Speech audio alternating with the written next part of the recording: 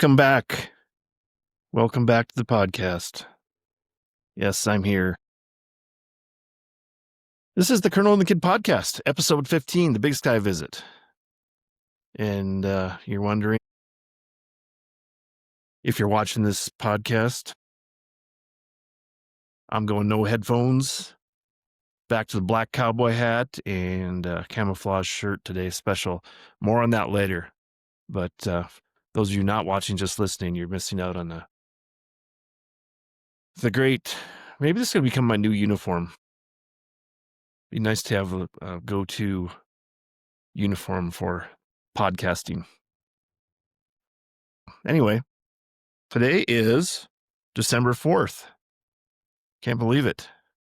Thursday, December 4th, and I'm behind schedule, rushing to get the podcast out before Thursday night football game. And we're not going to talk much about that until later. We've got to read the chapter. So let's finish the welcome. Welcome to the podcast, the Colonel and the Kid podcast. I'm your host, Greg Heitman, and the podcast is built on the memoir I've written for my grandfather, about my grandfather, I guess, to my grandfather, Lieutenant Colonel Edwin P. Hagen Jr. He's the colonel, and I'm the kid, Colonel and the Kid. Colonel was my mom's dad, my maternal grandfather. I guess this is more, it was dedicated to preserving the memory of my grandfather and how I remembered him and the lessons he taught. And I tried to record, I guess, and mention a lesson for each chapter. And as I've gone along, podcasting this and reading these chapters into the record, the electronic record of electronic verbal and video record.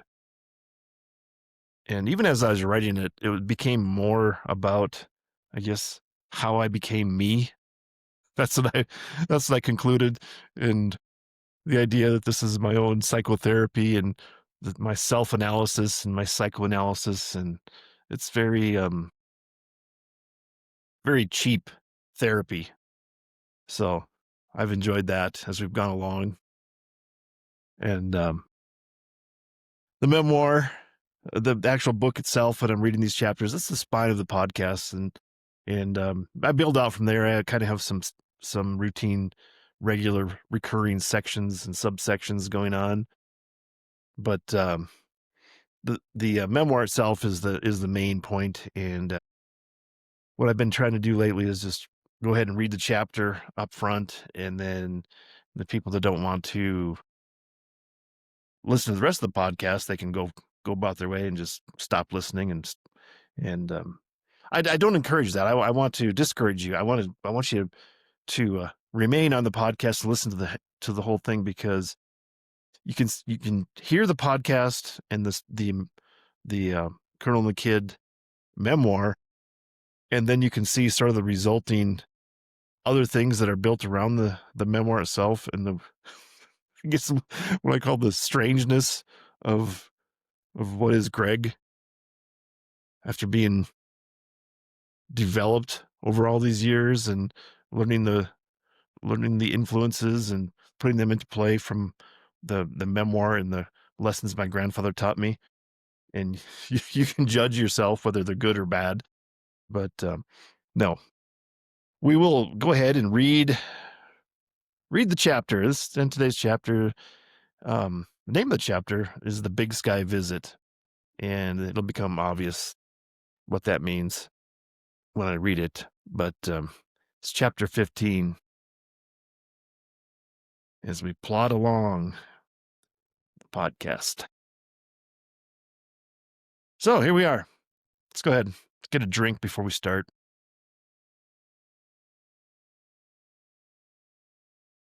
So this is the Colonel and the Kid memoir. Chapter 15, The Big Sky Visit. And as usual, we like to start the chapter with a quote. And today's quote, "I'm in love with Montana. For other states, I have admiration, respect, recognition, even some affection. But with Montana, it is love. And it's difficult to analyze love when you're in it. End quote. Well, that's John Steinbeck, one of the, another premier American novelist, just extolling the virtue of Montana, the big sky state. There's your intro quote, and now we'll go ahead and start reading the chapter. Grandpa was not a man of large physical stature, but there was no one with a bigger presence when he was in the room. He had a quiet authority that surrounded him. I chose the cover photo, me standing next to Grandpa perched on a scenic overlook on Beartooth Pass in Montana. It's a favorite photo of mine. I think the picture is from 1977, and I was 8 years old. Grandpa towers over me, and this is how I always felt, and how I still feel. I would always look up to him. Even after I grew up and was half a head taller than Grandpa, I would still look up to him. And I have a photo here that was it's the cover. I think it was the cover of the of the Kindle version of the first 20 chapters, volume 1 of the Colonel and Kid memoir. And I think I changed that later to a different one. I'll have to double check, but for this chapter, I'm going to call this the cover photo, and I'll read the caption, then describe the photo a little bit here. And the caption reads, Greg and Grandpa pose on the scenic overlook at Beartooth Pass in Montana, circa 1977. This is a picture, and I got like a navy blue sweatshirt with my hood up, my hands in my pockets. It's kind of chilly. We're high up in the mountains, and I'm on the left side of the photo, and Grandpa's on the right side of the photo, and he's got a navy blue sweater and a button-up collared shirt underneath that sweater, and he's got his flat cap and his glasses, and and we're both looking at the camera, and I'm really cheesing up. My eyes are like squinted, half closed, because I'm trying to smile so big for the camera. The mountains are in the background, the great big mountains, the Beartooth Pass mountains. I don't know what the elevation. I think they're probably got to be close to 14,000 feet, and there's snow in the mountains, and behind us there's a guardrail behind us in the overlook, so to protect us from falling off. But I love the photo. Grandpa's got his hands in his pockets of his blue jeans, and it's because it's chilly. It's a great photo. Not as crisp as I'd like to have it, and I think maybe that's why I changed to a different photo later. And it was more of a group photo, and then I had to crop off some people, but it was a little brighter and better color and crisper. But this photo is really stuck in my memory of how I remember the time and Grandpa, and I think the rest of the chapter will elaborate a little more on my feelings and the photo itself. So back to the chapter. Grandpa was about 5 feet 7 inches, not particularly tall by any standard. I remember at one point my mom and Grandma talking about me while I sat there. The discussion was projecting how tall I might be, and the consensus was that I was going to probably be like my grandfather, a little on the smaller side. It stuck with me. I didn't want to be short. It kind of scared me that I might be shorter than average. It was nothing to worry about. I'm above average at about 5 feet 11 inches, which is great because the world is pretty much built by people of my size, for people of my size. I've been the tallest in the family for a while, but if I indeed was the tallest, I conceded that title to Derek, my nephew, a few years ago. So we have another photo here, and I'll read the caption and then try to describe it. I was hard-pressed to find any photos of just me and Grandpa as an adult. Well, me as an adult and Grandpa as an adult. So here's a photo of me on my high school graduation day in Groton, South Dakota, May 1987. So on my left side, I'm seated at the formal dining room table in my mom and dad's house in Groton. And I'm seated at the dining room table, and there's a cake in front of me. And it says, "Congratulations, Greg, on your graduation," on the cake. And Grandpa's to my right, on my right shoulder, and my grandma's on my left shoulder. She's got her arm draped over my right shoulder. And I think I have a pink shirt on, and looks like my grandma has a pink shirt on. I have like a pink short sleeve button up shirt, and Grandpa's got a light blue shirt and dark blue tie. And Grandpa's looking down at the cake. Grandma's looking at the camera. I'm looking, smiling big at the camera. And it's quite the photo of the dated 1987 decorations of curtains and candles on the table. It's kind of strange, but still very nostalgic to look at. Enjoy seeing that photo. So hopefully the people in the video podcast are getting a good look at that.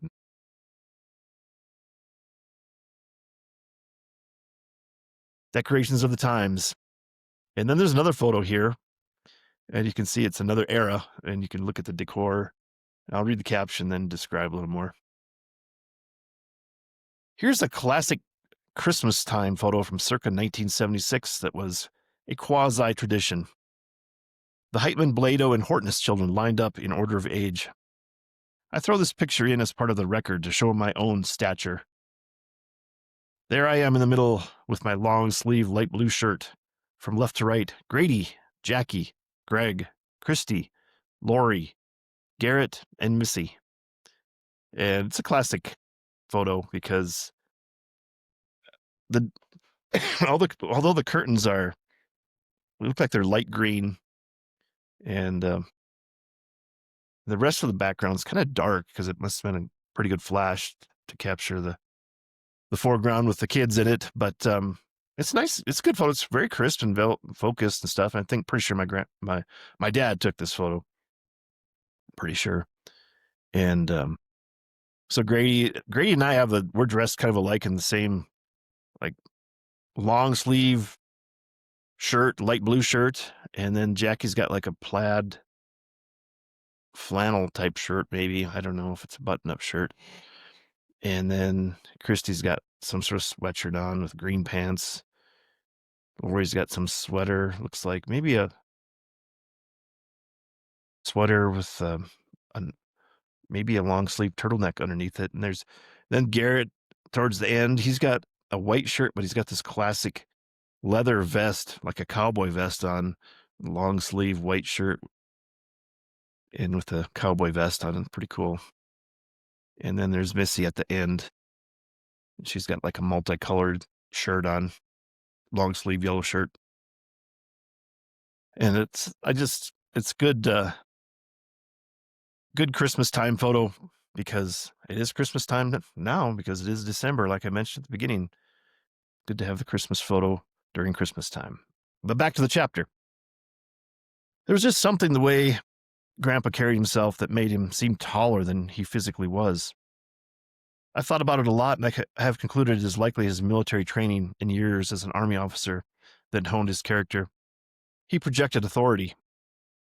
12,000 words into my memoir of the man, and maybe I'm stating the obvious, but I wanted to be like Grandpa. I've been very lucky to have him as a role model, a template that could provide success. I think it worked, emulating the man. It all adds up. The whole is greater than the sum of the parts. That's how I think of it. Many, many individual attributes of Grandpa, all separated, would be meaningless. A modern reference I have heard lately might be talent stack. Put all your skills together, stay patient, persevere. Then you might be able to measure up to Grandpa. And I add parenthetically, be successful. Excuse me again. I don't remember anything else about Grandpa and Grandma's Big Sky visit when we lived in Montana. Just the photo, and those were some big mountains. My great-grandma Helen, my grandma's mom, also visited us in Billings on that trip. But I don't think I would have any memory of their visit without the other scenic overlook photos that included a shot or two with her in the viewfinder. And here I have another photo, and I'll read the caption and then try to describe.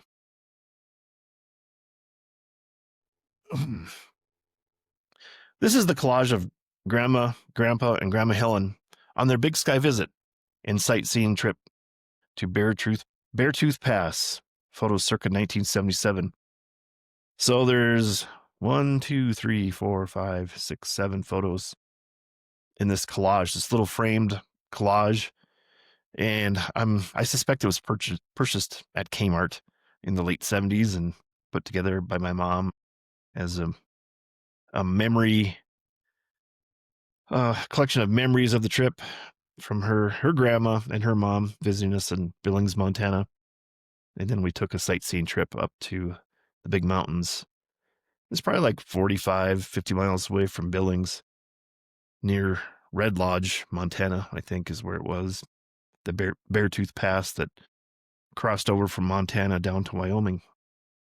But there, these photos, and I'll start in the top left. There's a little kind of a distant photo.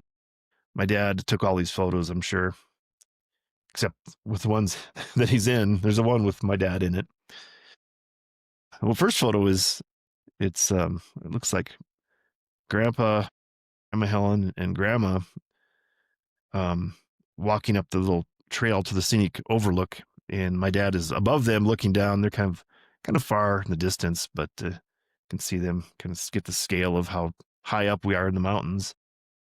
And then the top middle photo, it's like the primary photo of Grandma Helen in the center, and she's got a brown heavier jacket and brown pants, and she's got a red headscarf, and she's smiling and looking right at the camera, getting a picture, and she's kind of like, looks a little unstable. She's got her arms out, kind of getting her balance a little bit. And Garrett's in that picture too, kind of, he doesn't, I'm sure he doesn't know he's getting photographed. He's kind of looking, and he's got a light blue sweatshirt with his hood up. And then the top right photo, it's just the three boys, me on the left, Garrett in the middle, and Grady on the right side of the photo. And we all have our sweatshirts on. And I'm making some weird face, and my eyes are closed. And just, I don't look like I don't know what I don't look like I'm ready to be photographed. That's for sure. And Garrett's in the middle. I don't think he's looking at the camera, kind of looking towards the left side of the photo. And then there's Grady. Grady's just like stone faced, staring straight ahead. He doesn't have his hood up. He's got one hand on Garrett, looks like, and one hand in his pocket. I got my hands in my pocket, and Garrett's got his hands just by his side. So I think it was pretty cool up in the mountains because there's snow on the ground. Then the bottom photos, there's 4 photos in the bottom. They'll start from the left and go to the right. And on the left bottom photo is the famous photo of the cover of me and Grandpa up in the mountains. And then the other photo in the middle left, it's Grandma Helen, Grandma Hagen, and my mom. And Garrett's in front of them, not paying attention, kind of looking down and to the left in his blue sweatshirt with his hood up. But the lady's in the photo, my Grandma Helen on the left, she's smiling with her hands in her pocket of her heavy jacket. And my grandma, she's got these really dark sunglasses on, and her mouth is wide open, really smiling. And she's got like a heavy, looks like maybe a leather coat. And then my mom has, she's got her dark, I don't think they're the auto dimming. So I don't know what they are. The sunglasses that automatically darken, or regular glasses, and they darken. I don't think they're sunglasses specifically, but she's got like a red jacket. And I think my dad got these jackets for her and my dad. They're from Bridgestone. They're from when he bought some new tires. So she's wearing this bright red jacket with a yellow stripe going vertically on the left side of her chest that says Bridgestone on it. And she's got her hands, I think she's holding Grandma's hand and one hand in her pocket. And then there's a photo looking down into the valley from the scenic overlook of how steep and big those mountains are.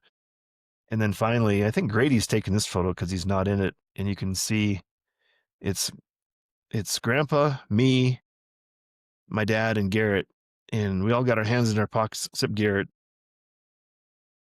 And it's got us. It looks like, we're all wearing jeans, but I look like I have these huge bell bottom jeans. I just noticed, and it looks really weird.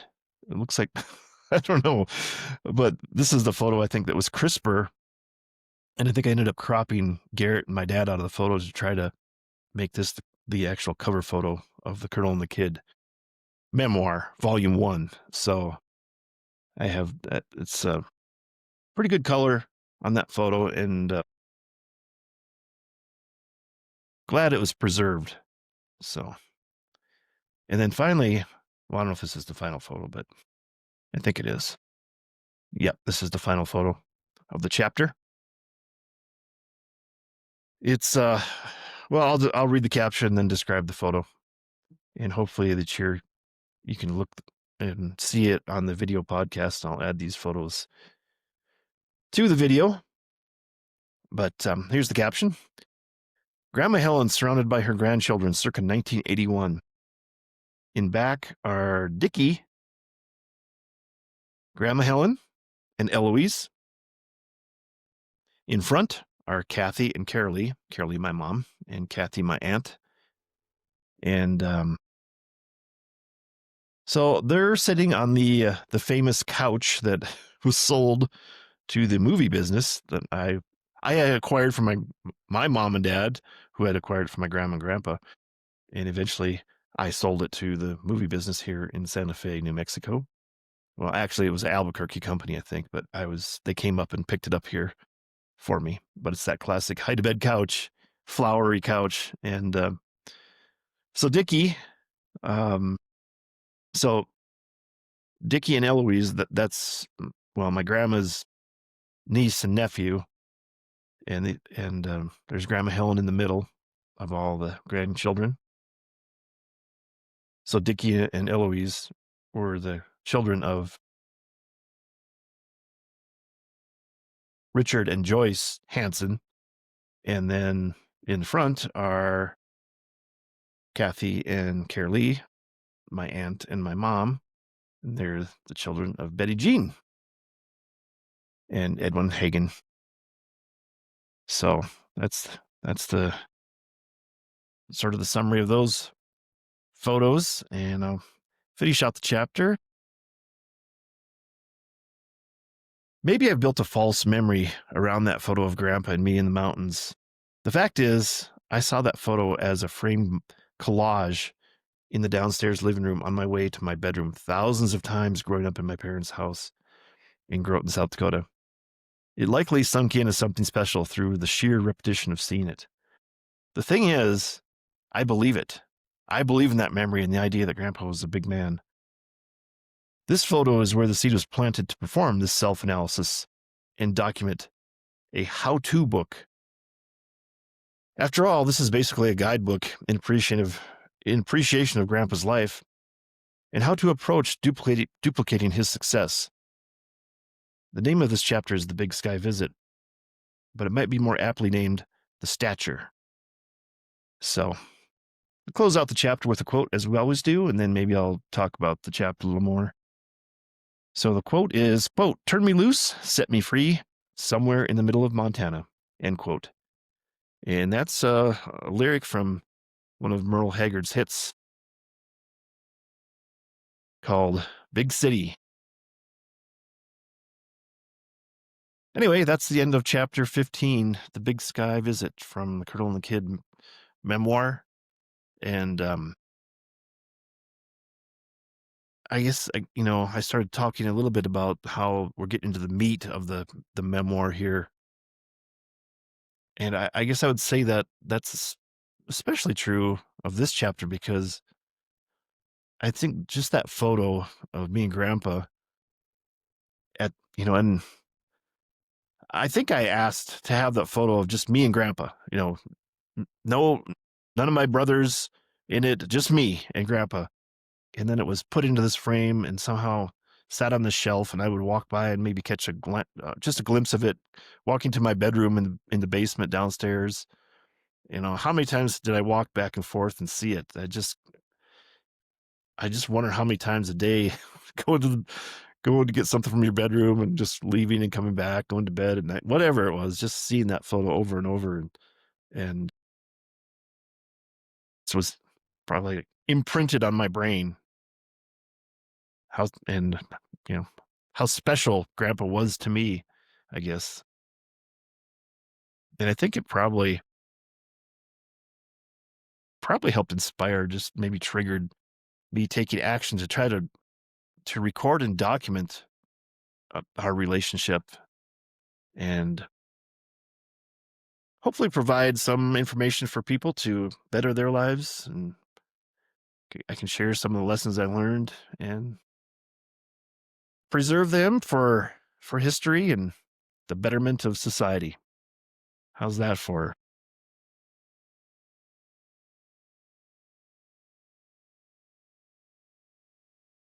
putting into the record the greatness of my grandfather? So,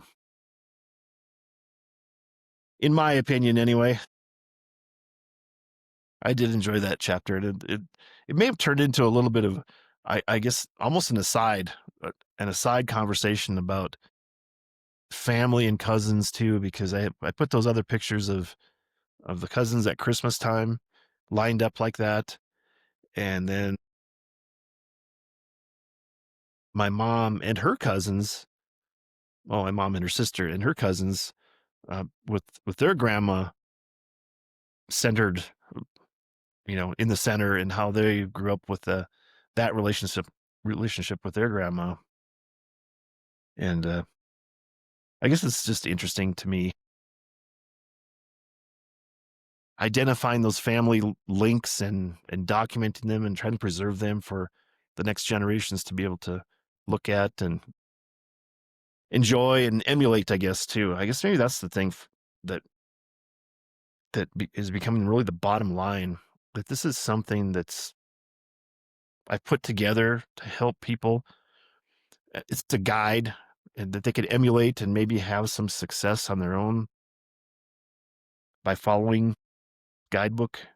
At least that's the way I picture it anyway. And maybe it's not the greatest guide, and maybe I don't have the greatest success, but it's something to help build around for other people. So anyway, I'm going to stop that discussion on the chapter and release the people that just want to listen to the reading of the chapter and the discussion about it. So that's it. You're off. That's the end of the reading of the memoir, and we'll go on to the other records, particularly the NFL update. So that's it for you guys. Go ahead, be free. 28 minutes into the podcast, and we'll go to I think we're going to jump right into the NFL update because I want to get that into the record, and then maybe we can go back to a couple other things I'll talk about, depending on the length of my ranting about the NFL. But we may be having to hold over some of my other topics due to time constraints, but they're pretty good. I got some good stuff I wanted to share today. But first of all, let's review the NFL update. Well, it was a tough week. So far this year, 130 and 63 on the year. 130 correctly picked, 63 wrong, and we fell back down to 67%, off of 68% the week before, and going the wrong direction, trying to strive for 70% accuracy on my picks. 9-7 on the week, 16 games, and it was a bloodbath early because there's 3 games on Thanksgiving Day, Thursday, and I got all 3 of those wrong. And then on Black Friday, there was a game, and I got that wrong. So I started 0 for 4 to start the week 13, and I was just sick. And so the Packers were at Detroit, and I had picked Detroit, and they lost. Detroit just does not look right. Chiefs at the Cowboys, and I picked the Chiefs and the Cowboys. They won that game, and then the Bengals played the evening game on Thanksgiving, and I had picked the Ravens at home to win that game, and the Bengals won.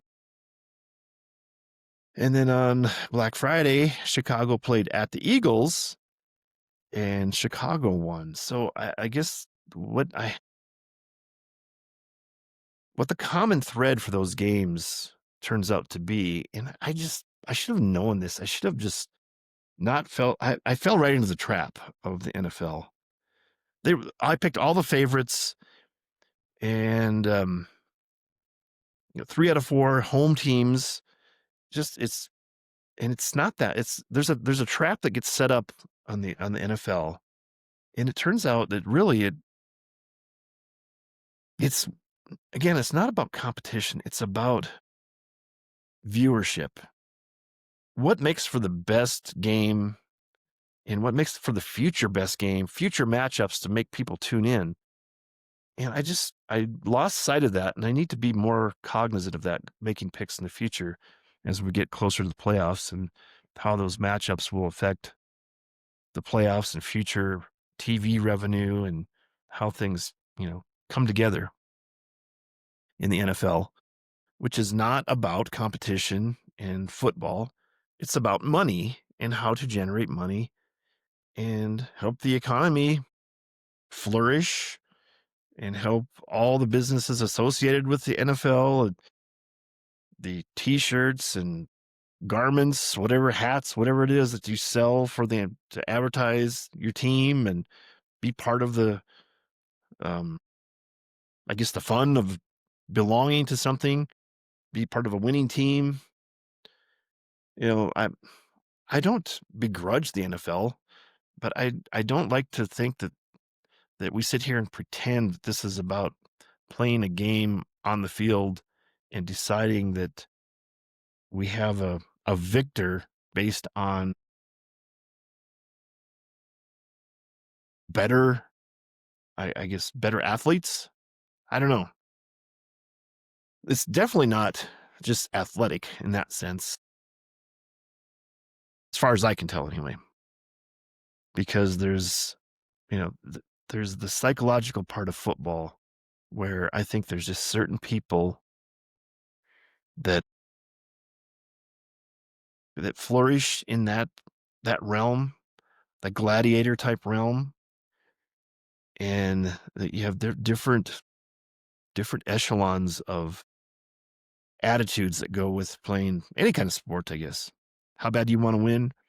What are you in it for? Are you in it for the money, glory, just the competition? Doesn't matter. It doesn't matter what it is. You want to win so bad that you're going to do everything you can. And I think that it really becomes apparent in football that there's people out there just to make money. It's not about winning.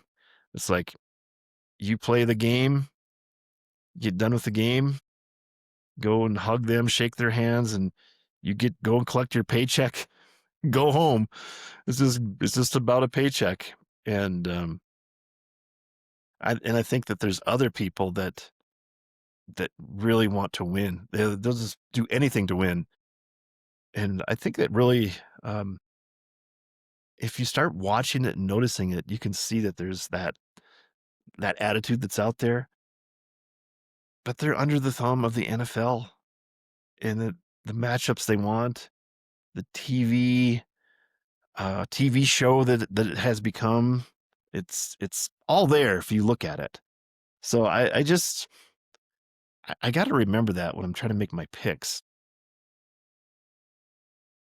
That it isn't about football. It's about money. So, uh, I, and I say all that as the preface to analyzing at least the Cowboys and Chiefs game, and then the Bengals and Ravens game, because what it turns out to me is it just turns out to be an officiating fest. It ends up being all these penalties and pass interference calls that determine the outcome of the game. That's what it was for the Cowboys to come back and win and beat the Chiefs, is that there's huge pass interference, defensive pass interference calls that if you look at them objectively, to me, it's obvious that there should have been offensive pass interference on multiple calls against the Cowboys, but they called defensive pass interference, giving first downs and moving the ball forward so the Cowboys could score. And in the Bengals and Ravens game, there was a huge offensive pass interference called against one of the Ravens wide receivers. He had caught a touchdown, and they called it back and called a penalty on the wide receiver. They said he pushed off and called offensive pass interference. I don't know, to me, it should have been no call. And I think even the officials, I guess, well, I should say that a former official that's part of the broadcasting team on these games, I think they were kind of just disgusted with the way the officiating was going.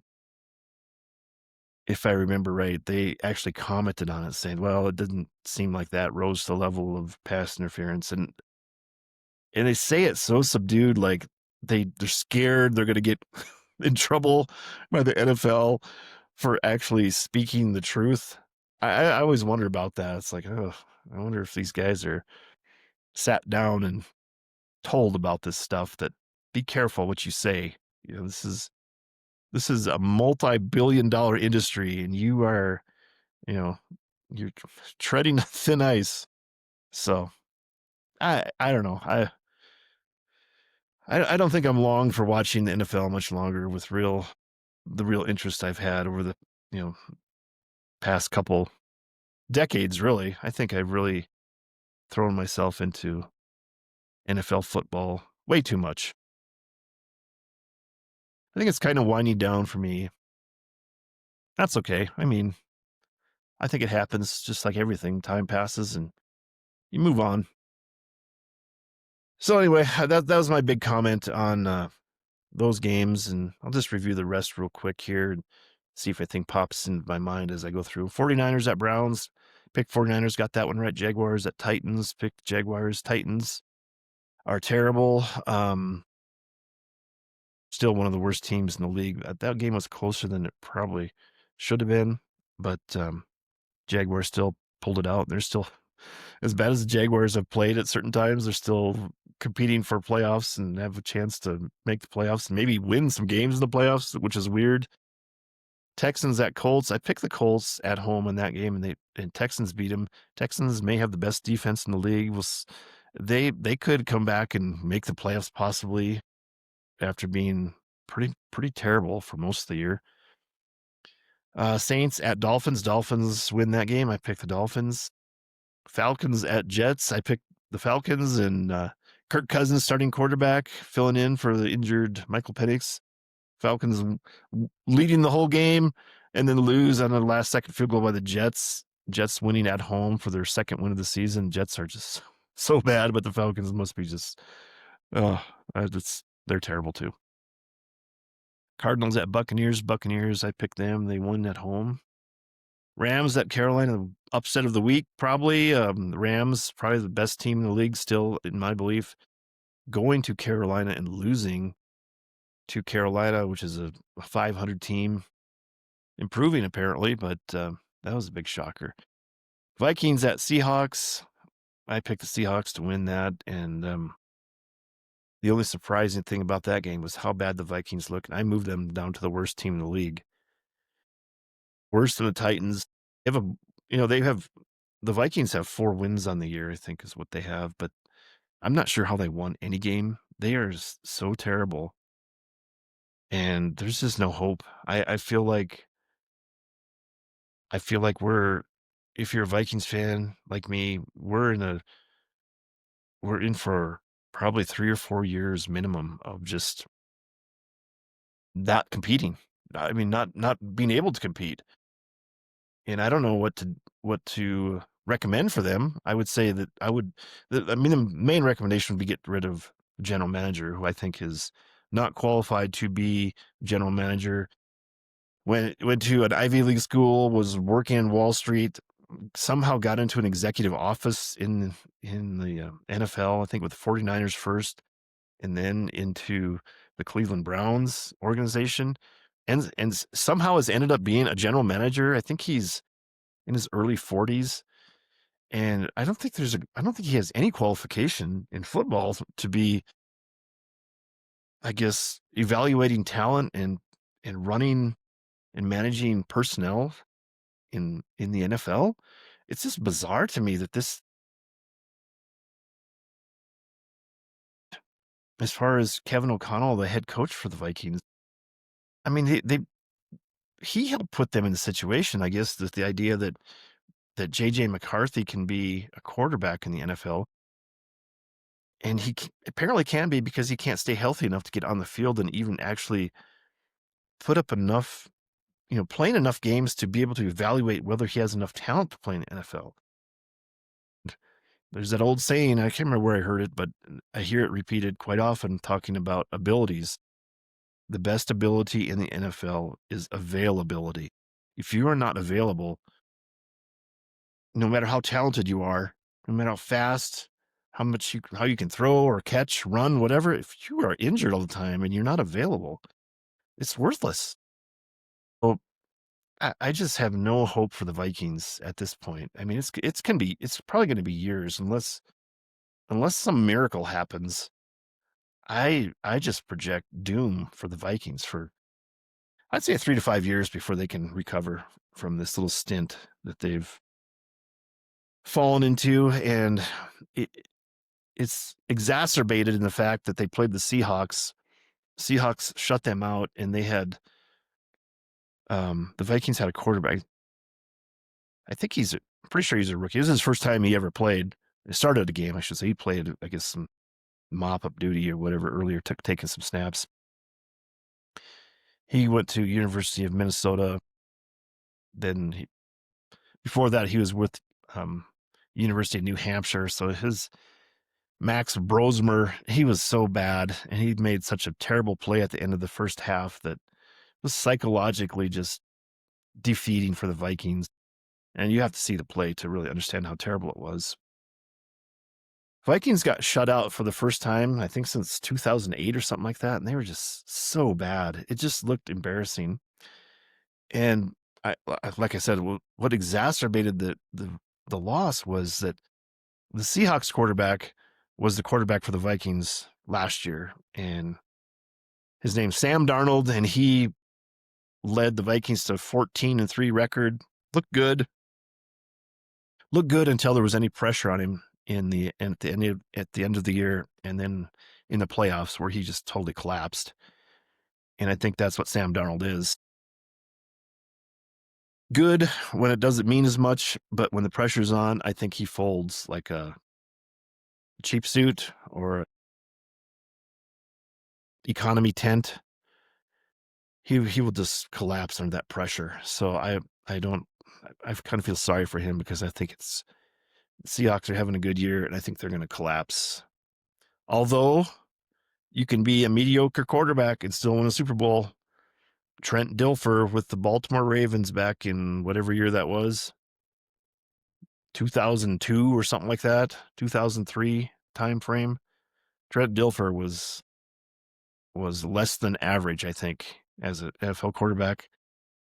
Didn't make mistakes, and the Ravens had a great defense, and Seahawks have a pretty good defense. I don't know if it's a great defense, but so maybe there's a chance. Bills at Steelers. This was an interesting game to me, watching. I picked the Bills, and the Bills won, and the Steelers look so bad that they have Aaron Rodgers as their aging, ancient quarterback, and they just look like they're defeated. And the Steelers' defense is terrible. That steel curtain is nothing anymore. It looks like it's over for them. And the talk of the town, talk of the NFL, is that Mike Tomlin, the longtime coach of the Steelers, 18 years, I think they said, he's never had a losing season. So that is amazing. And it sounds like that they're going to try to, they're ready for him to move on. And maybe he's ready to move on too. Maybe just, wear out your welcome. I just, like, for me, maybe the NFL is worn out for me. That's fine. But moving on, Raiders at Chargers. I picked the Chargers, and Raiders are one of the bottom 3 teams in the league. Chargers beat them pretty good. Broncos at Redskins. That was the football night in America. That's the NBC game, the evening game on Sunday night, the primetime game. Broncos beat the Redskins in overtime. Redskins should have won. They had a 2-point conversion in overtime to win the game, and the play worked perfectly, but just could not be executed to the exactness it needed.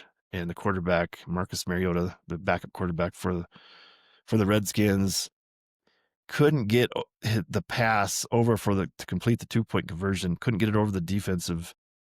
I don't know if it was defensive end or linebacker, and the linebacker knocked the ball down to seal the game for the Broncos. So Broncos got one of the best records in the league, and still working to get Sean Payton on the podcast to talk about football and his life. And hopefully he'll make an appearance here and hold an open spot. And looking forward to having that discussion with him. Sean Payton, former coach of the New Orleans Saints, and one of the reasons probably I will give up on the NFL. Sometime here in the near future, I'm guessing, but just because the NFL is, again, it's not really, to me, a sport. It's lost its sportiness. It's become more like professional wrestling, and that's fine. That's fine. That's fine for other people to watch. But finally, the final game of the week was a Monday night game, and this was the Giants at the Patriots. And this had one of the greatest plays in it of all time for comedic effect, which is the kicker for the Giants. I can't remember what his name is. Koo, I think is his last name. I think he's a Korean kicker. And he used to kick for the Atlanta Falcons, but they cut him, and now I think he's traveled around. I think he's ended up on the Giants, but he had a kick. He stubbed his foot so bad that he never touched the ball trying to kick the ball. It was just it's amazing. If you haven't looked it up, you got to see the video. Google that video of I think his last name's Koo, Koo, and look that up, and it's such a good laugh. But I really enjoyed seeing the highlight. I missed the game. I was doing something else because I didn't really care about that game. But I wanted to mention this too. I'm backing up to the Thanksgiving games, and I saw this later that the Kansas City Chiefs and the Dallas Cowboys, and again on Thanksgiving we have the Cowboys and Indians theme. Perfect. Just the NFL does such chef's kiss to the NFL and how they market stuff. Cowboys and Indians on Thanksgiving Day. And is there a metaphor here that the Cowboys won? They beat the Indian Chiefs on that day? I don't know. But anyway, that game, Chiefs at Cowboys, was the most watched regular season game of all time. And I read that they had 57.2 million people viewing that game, that is just unbelievable to me that many people watched it. Just think of the money that's involved in that, and the revenue generated from all the advertising, the commercials, and then in turn, all the people that see commercials are influenced to go shopping and whatever, and the Walmart deals. I think Walmart, those are the big commercials I remember seeing, where they have Walton Goggins as the Grinch advertising for Walmart. It's classic. I mean, how much do they spend to make the ads? And then, Walmart spends money to buy advertising time on, during the games, and how much money is generated through that, and then how much sales. It's just the economic engine of the NFL is just unbelievable to me. I admire it so much. I mean, I'm jealous of the fact that they are so adept at what they do. I wish I was adept at what I do like they were in their field. It's just amazing. So anyway, I mean, congratulations to the NFL. I mean, they know what they're doing. But anyway, here we are, week 14, making my picks for this starting tonight. First game of week 14, Cowboys at Lions. So this one, Thursday night game on Amazon Prime. Man, this is a good matchup. Cowboys and Lions both played at home on Thanksgiving Day, so they have a full week's rest. But the Cowboys are playing so much better that in my mind I want to pick the Cowboys, but I can't do it. I'm picking the Lions. I'm picking with my heart on this one. Probably a mistake, but I'm picking Lions to win. Go Lions. I don't know. I'm just hopeful that the that the fans of the Dallas Cowboys hearts can be broken after getting this feeling of that the old famous Dumb and Dumber line saying, "You say there's a chance at making the playoffs," and it's like 1 in a million chance for the Cowboys to make the play. They Cowboys pretty much have to win. Lions are almost in a must win, but it's less of a must win to make the playoffs. But pulling for the Lions. We'll see. Seahawks at Falcons. Seahawks should dominate this game. The way this goes, I mean, Seahawks got to go across the whole country to play. Defense travels, they say. And the Falcons have backup quarterback in place with Kirk Cousins. They don't have their best receiver. So I don't give the Falcons much chance, but watch me eat my words. It's much like when the Rams traveled to Carolina to play, and the Rams were a huge favorite and lose. So, I'm picking the Seahawks to beat the Falcons. Bengals at Bills. This could be the game of the week. Cincinnati Bengals have to go to the Bills. I think their forecast is for snow up there in Buffalo, so it could be just interesting visually watching. But Joe Burrow's back for the Bengals, and he is a force to be reckoned with. I just can't believe how good a quarterback he is, and with the good receivers the Bengals have, and the Bills defense is terrible. Oh, I don't know. This could be a fun game to watch in the snow. Maybe the receiving won't be and throwing the ball won't be as applicable in the elements of bad weather, but I don't know. Kind of looking forward to seeing it. Titans at the Browns. I'm picking the Browns. I mean, these are two terrible teams, but the Browns defense has been just dominating for the most part this year. So, and the Titans, again, they were the worst team in my rankings for most of the year. They have been replaced by the Vikings as the worst team. But I'm going to pick the Browns, not with any confidence. Moving on to my beloved Vikings playing at home against the Redskins. And supposedly J.J. McCarthy's back from concussion again and supposed to start against the Redskins. But I have no confidence. I'm picking the Redskins to win this game, mostly because the Redskins defense has been playing a lot better now that their head coach has moved back to being the main defensive coordinator for them. I mean, the Vikings defense is pretty good, but their offense is so bad that their defense wears down at the end of the game, and I just don't think they can do it. I don't think they can hold on. I think the fans are going to be. I think the fans have turned. So if people that are there, I don't think they're going to be cheering like they would be. I mean, the Vikings are out of the playoff picture. I don't think officially eliminated, but they have no chance to make the playoffs. So I don't know what they're actually playing for other than pride. And if it was me, I would be tanking the rest of the season to try to get a top pick, be in the top 5 picks, whatever. Just get some talent back infused into the Vikings if you can. I have no confidence that their personnel people can make selections that will help them. But I'm gonna pick the Redskins. I love the old Redskins logo. It was a thing of beauty. And not that I don't like the Vikings. I've always liked that purple and gold and white. And I love the Vikings horns, that classic helmet they used to have with the glossy look. But two classic franchises battling to see who's the biggest loser. It's perfect. It's a perfect December matchup.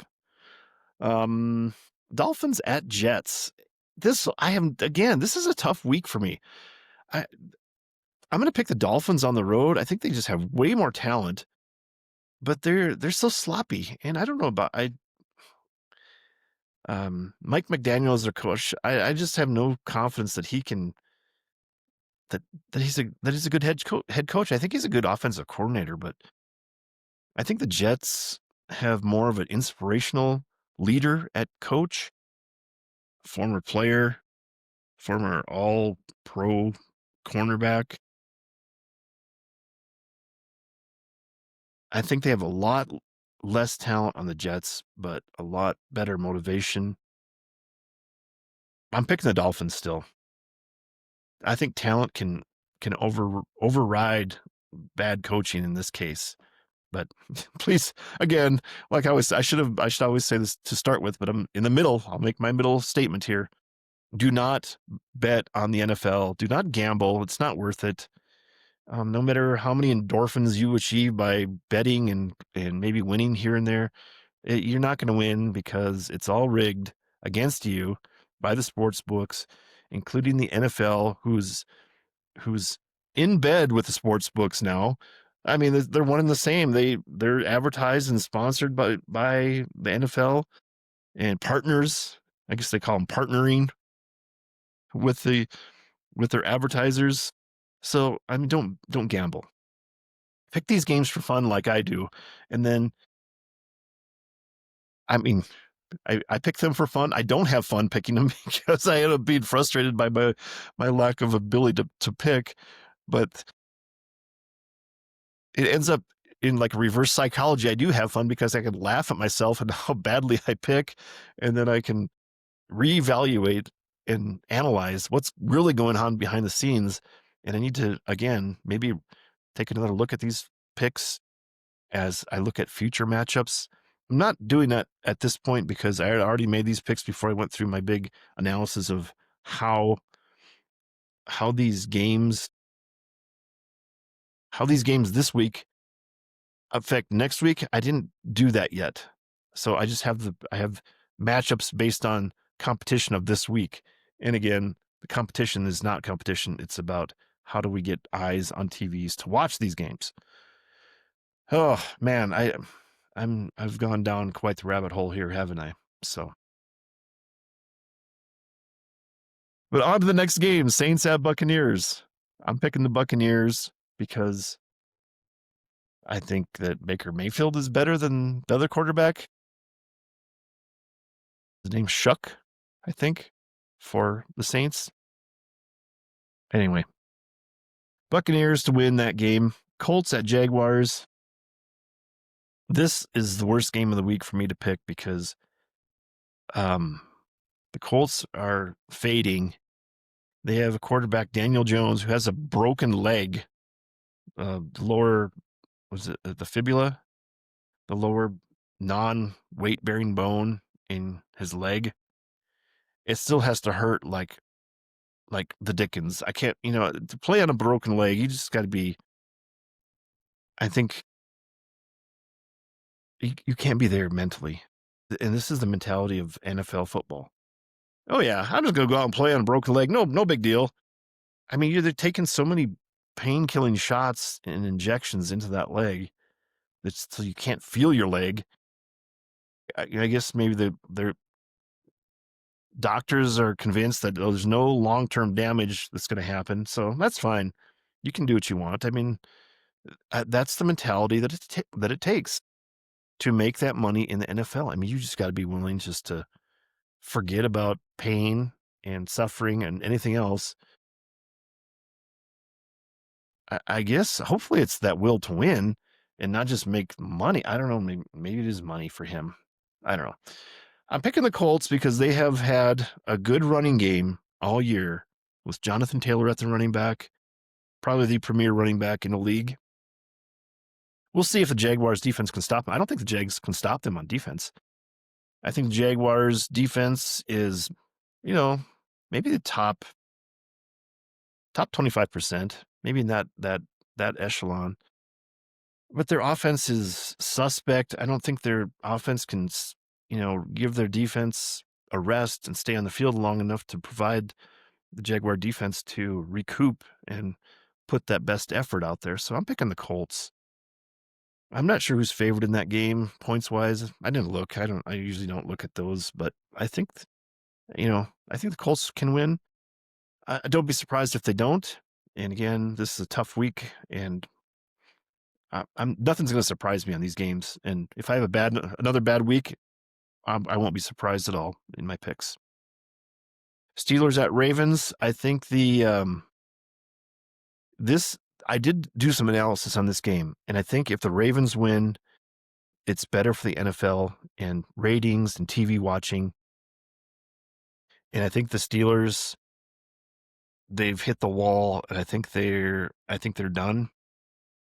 I don't think they can make the playoffs. I mean, I think there's an outside chance they can. I think they'd have to win out starting with this game. So I wouldn't rule them out. There's a chance, but I think the Ravens and Lamar Jackson have more preeminence in the NFL. In the NFL advertising world right now than the Steelers. Long time history of the Steelers and the Steel Curtain and everything that's with the Steelers and their history. I think the NFL has seen something in the Ravens for the immediate earnings that the Ravens can provide. So that's why I'm picking the Ravens really in this instance. Again, I wouldn't be surprised if Steelers win, but I'm not going to pick them. Ravens with a W. Broncos at Raiders. This should be the easiest game of the week and the most lopsided game. Easiest pick. Broncos going to the Raiders. Unless there's some major injuries for the Broncos, they should walk in this game. And I would suspect that this game could get out of hand, and that rivalry would be, there's no taking your foot off the gas. This could be easy, a 20-point win for the Broncos, I suspect, just because the Raiders are so talentless at this point. They're competing with the Vikings for the worst team in the league. I would say at this point, but they have, at least the Raiders have a quarterback with experience that can play a little bit. So I say a 20-point victory for the Broncos.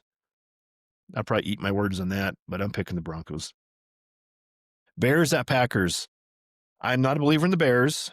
I'm going to pick the Packers, and this is going to really probably determine the NFC North division. And I think the Packers can probably their launch pad of last week's victory over Detroit in Detroit, and they swept that series with Detroit this year. So I think the Packers can, even with their lack of skilled wide receivers being healthy. I think they have some skill at wide receiver, but they're just never healthy. And they have some banged up running back. The Bears, I think, are a little bit smoke and mirrors on that. And I say, I guess maybe I'm influenced by the Vikings having beaten the Bears at one point this year. That was the first game of the season, so it probably is meaningless to judge anything by that game. But I'm picking the Packers. I hate both of them. If it could play to a tie, that would be the best for me. And I'll say it. If both their starting quarterbacks were injured and they played to a tie and they're out, the quarterbacks were out for the year, I would particularly enjoy that game. Not that I'm going to watch it, I don't think. Maybe on the red zone. Rams at Cardinals.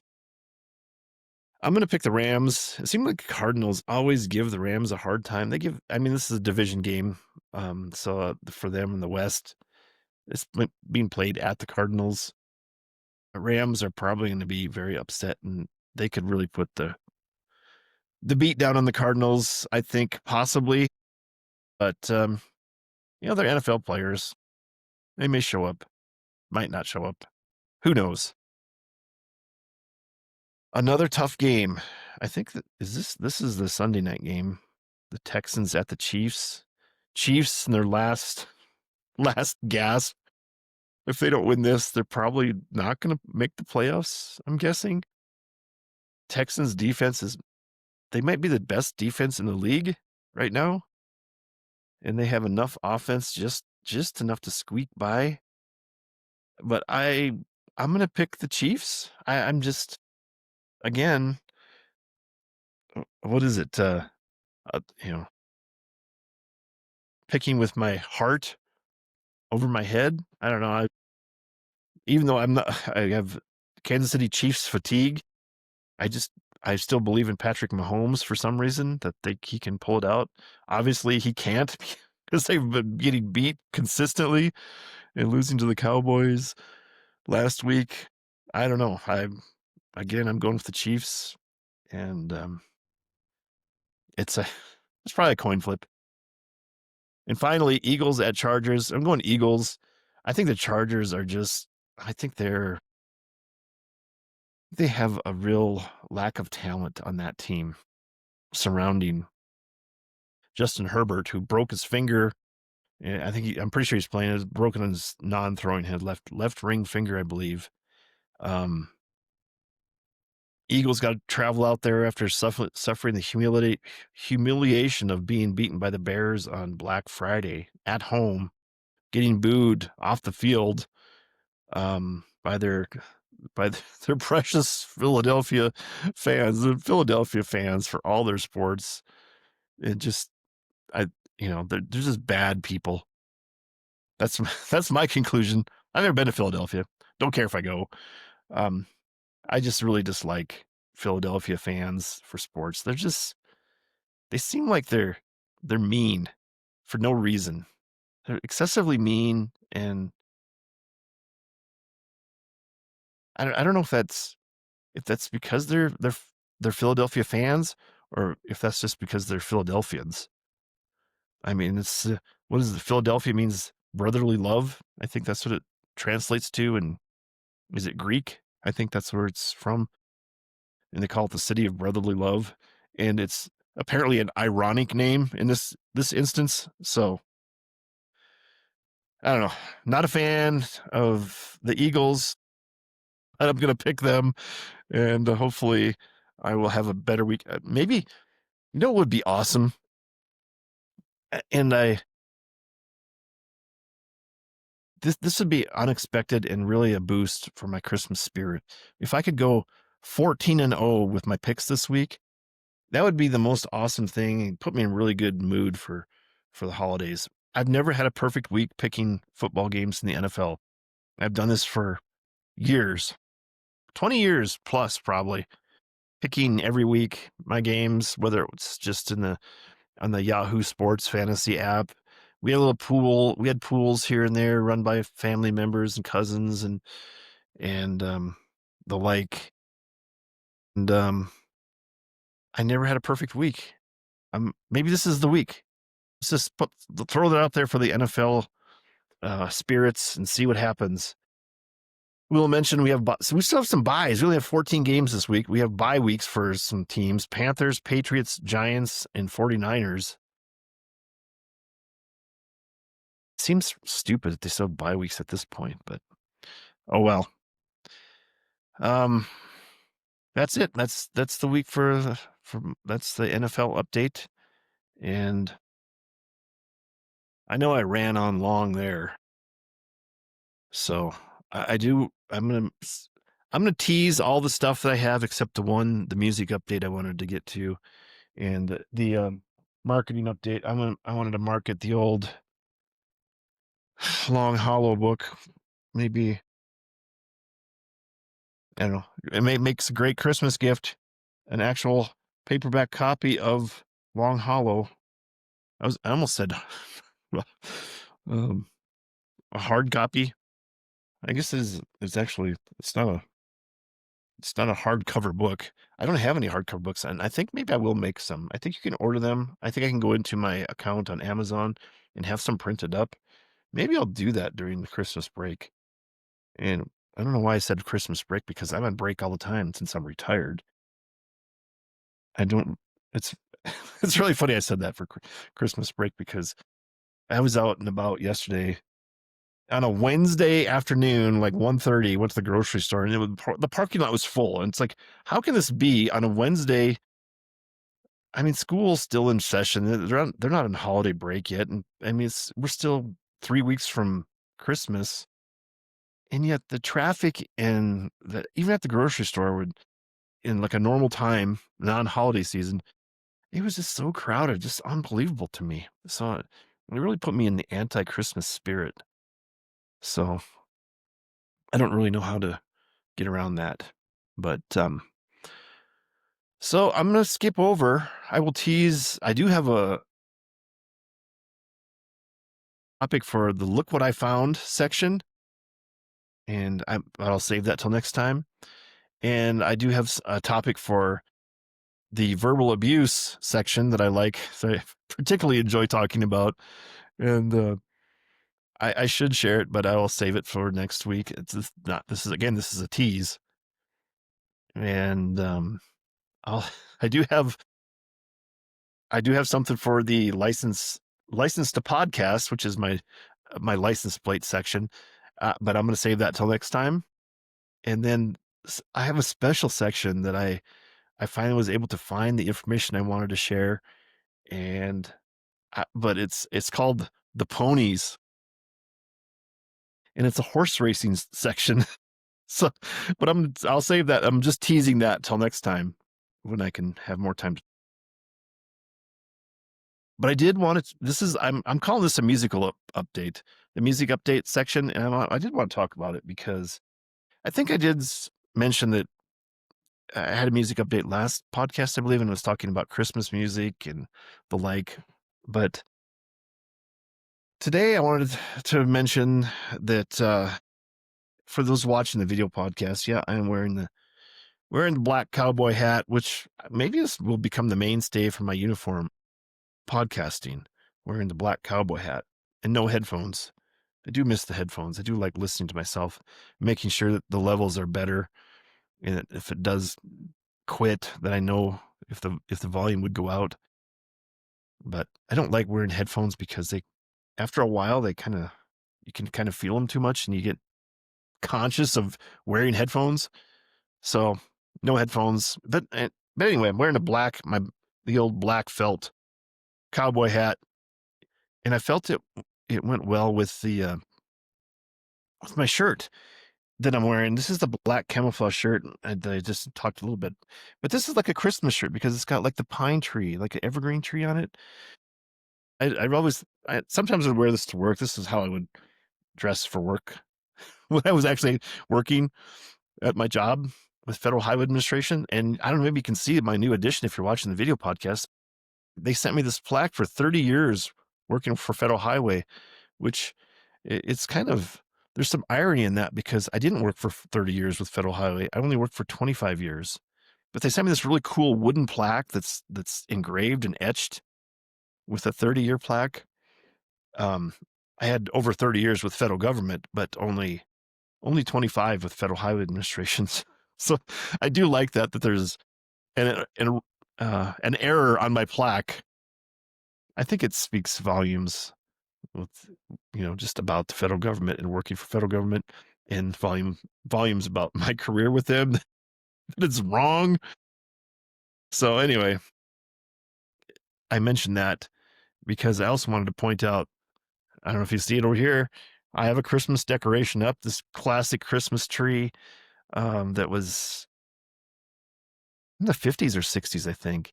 It's an aluminum tree that you put together, and it's got these aluminum like bristles on it for the pine needles.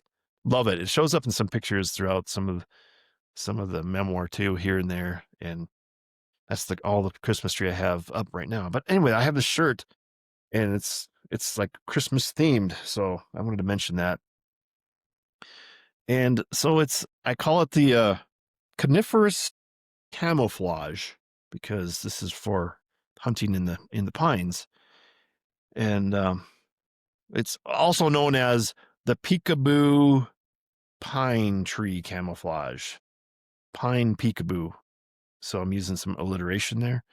And then uh, um, the final designation I wanted to share was the evergreen evanescence. That was the camouflage we're looking for this classification of camouflage shirt. But most of all, I wanted to mention that one of my favorite shirts for camouflage, and this was a Wayne Carlton brand shirt. And I don't know if you can see. I don't know if he has a signature on here someplace. And Wayne Carlton he was a pioneer for elk hunting. He was he worked. I guess he hunted turkeys and called turkeys. That was his beginnings. But then he translated that and transferred the calling to elk and calling elk. And it really, like I said, he was a pioneer for calls and calling elk, and it changed elk hunting.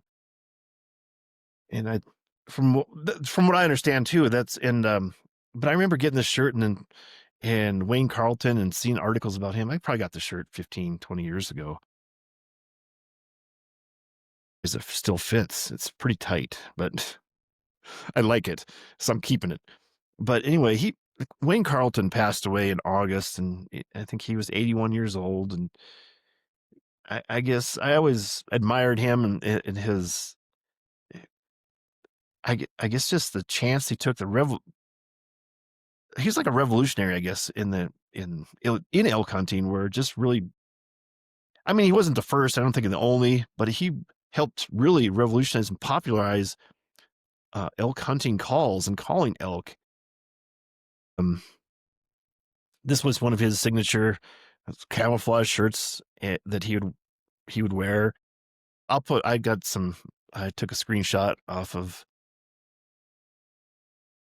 article I saw in Outdoor Life, because he passed away in August, and he was wearing like a shirt like this in the article that kind of memorialized his life and talked about his hunting and working with calls and being an archery elk hunter. I guess that was really the big thing, being able to call them at close range. And I always kind of just admired his work and just taking that chance to be, the revolutionary and doing something new and really putting his mark on history and changing history and just doing that. And so if you're wondering, why is this in the music update? Why is he going on and on about camouflage shirts and the like and wearing his cowboy hat? I wore the cowboy hat because he hunted. He was an archery hunter, and he hunted with a cowboy hat. Maybe not as big as this, and it was tan, more blend in with the camouflage. It wasn't camouflage, but it was more tan colored, brownish colored. I mean, even if he didn't get an elk that day when he was out hunting, he looked good. Looked good wearing the hat while he was hunting. So I really admired that too. But anyway, his name was Wayne Carlton, and so the reason this is in the music update, because I don't want people to confuse him with Wayne Carson. So Wayne Carson was a songwriter, and you may know one of his biggest hits. He wrote the song. He was a co-writer, but then he got some help to finish the song. He started the song, and the biggest song he wrote, I think it was his biggest hit, most award winning. I think it won a Grammy. It was Always on My Mind, and you may know the big hit version by Willie Nelson, but it was recorded by Elvis Presley. I think he wrote it in 1971, if I remember right, looking at some of the information. Elvis recorded it in 1972, and then Willie Nelson recorded it, covered the song in 1983, and it was a huge hit, huge number one hit. And I think it won a Grammy for, I don't know what it was, for maybe best performance or best song of the year or whatever. But anyway, Grammy award winning song. And the writer of that song was Wayne Carson, not Wayne Carlton. But so I'm kind of, putting the Waynes together. We got double Wayne action on this music update.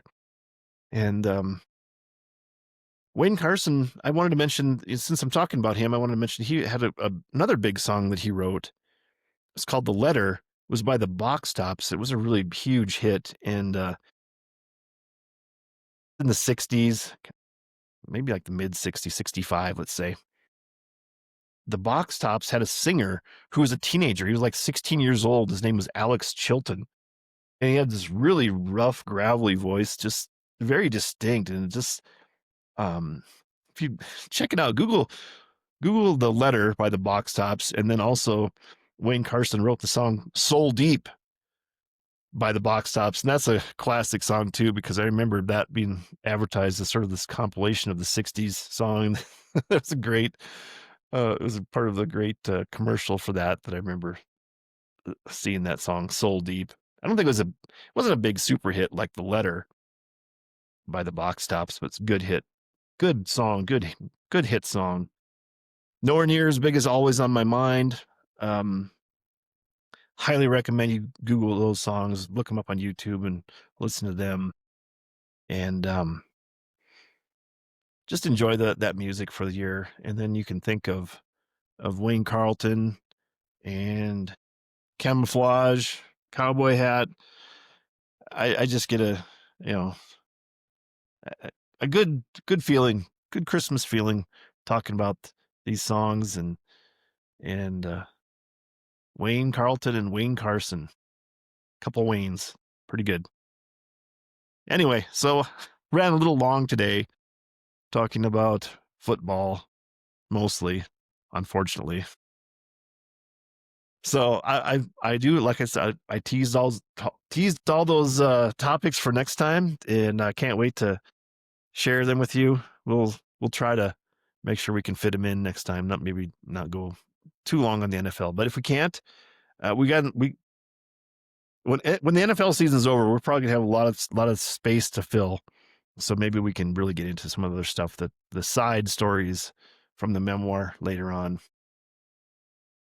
I'm going to sign off. So it's lunchtime, I guess, here in Santa Fe. But I'll sign off, and we don't say goodbye. We say see you next time. And let's say happy holidays and Merry Christmas. It's that season.